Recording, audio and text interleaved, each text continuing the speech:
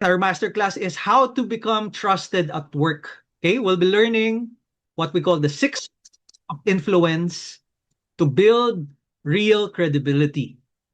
Okay, again, thank you for being here. Welcome.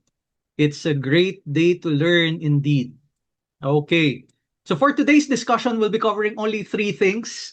Number 1, we'll discuss the number 1 mistake high-performing professionals make when enrolling in Six Sigma training.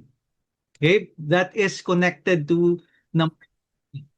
Okay, number 2 is to become trusted at work. Proposal is for you to lie. What, Rex? We need to lie to get trusted? What do you mean? Okay, again, I'm encouraging everyone present here to lie for you to get trusted. Mamaya, you'll find out what I mean by lie. Okay?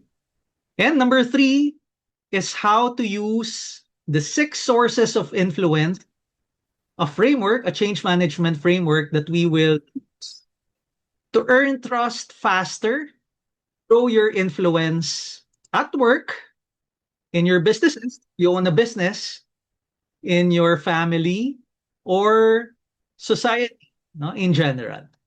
Okay, so only 3 things for today.